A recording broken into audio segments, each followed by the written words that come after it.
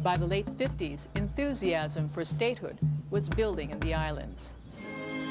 As a condition of statehood, the Admission Act was drawn up. Section 5F of the Admission Act defined how the ceded lands were to be governed under the newly created state of Hawaii. The majority of the ceded lands were ceded back to the state of Hawaii, but those ceded lands were impressed with a specific trust. Section 5 governs the transfer of lands to the new state of Hawaii.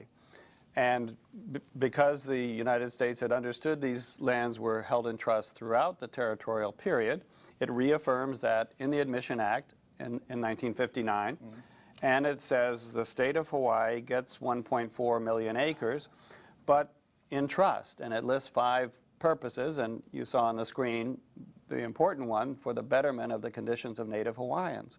So this is once again, a clear recognition by Congress that Native Hawaiians are Native people, indigenous people with the same kinds of legal status that other Native and indigenous people have under U.S. law.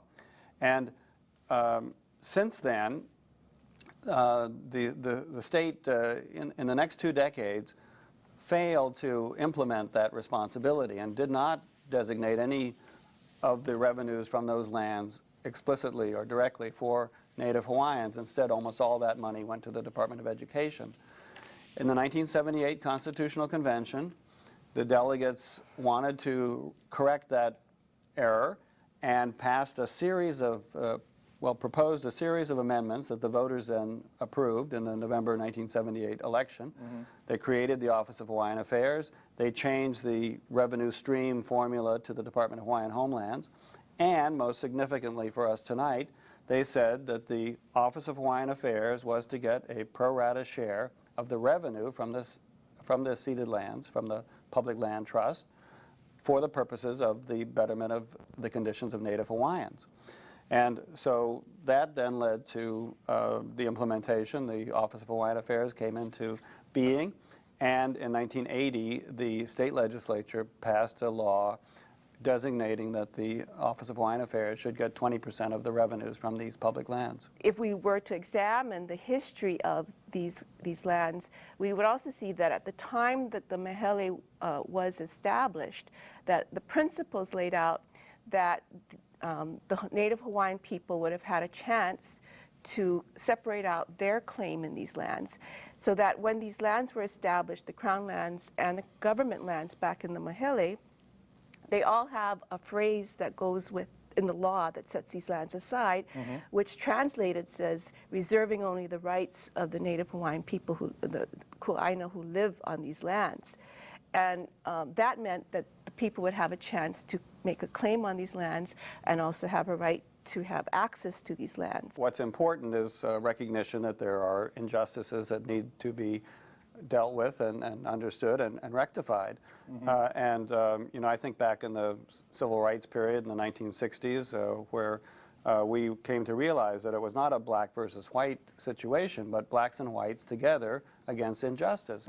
And I think the people of Hawaii, the non-Hawaiians, very much understand that the Hawaiian claim is just, it's long overdue, and we need to keep going forward to try to resolve it.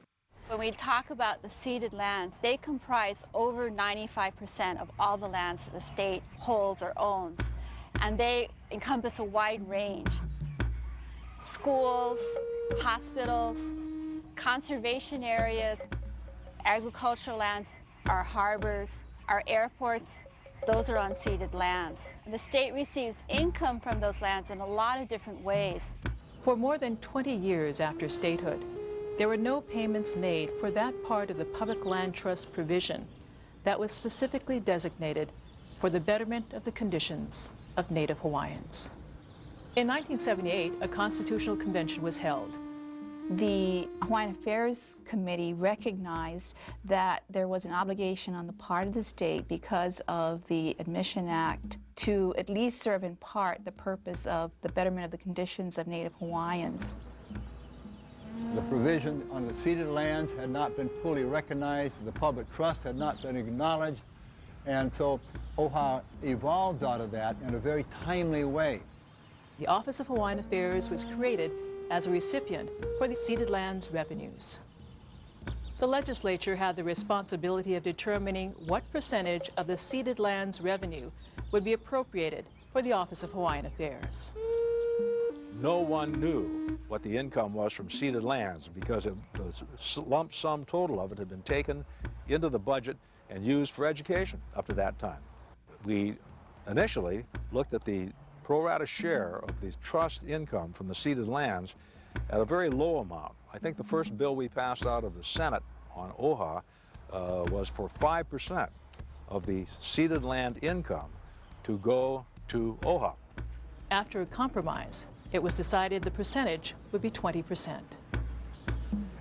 Beginning in 1981 through 1990, 20% of funds derived from ceded lands under the management of the Department of Land and Natural Resources was paid to OHA. While payments totaled some $14 million, it was less than the amount owed. Following the passage of Act 304, the state and OHA began a second series of negotiations that lasted some 30 months. This culminated in a payment of $136.5 million for lands not under the Department of Land and Natural Resources, and included interest on past due amounts owed.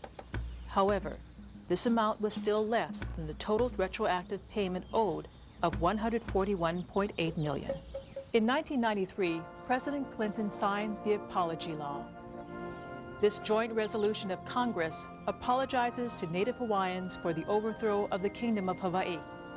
The Apology Bill states that Hawaiians never relinquish their claims to their inherent sovereignty as a people or over their national lands to the United States. As part of our compact with the United States, when we became a state, we took on this trust responsibility towards Native Hawaiians. And it's important that the state live up to that trust responsibility, not only for Hawaiians, but for its people as a whole. We actually took up the issues that were unfinished from 1993, which were the disputed revenue issues. And collectively, the Office of Foreign Affairs, our trustees, working with the executive branch, culled through all the details and the facts and what was presented earlier from Professors McGregor and Van Dyke, and worked very diligently and not letting any detail slip.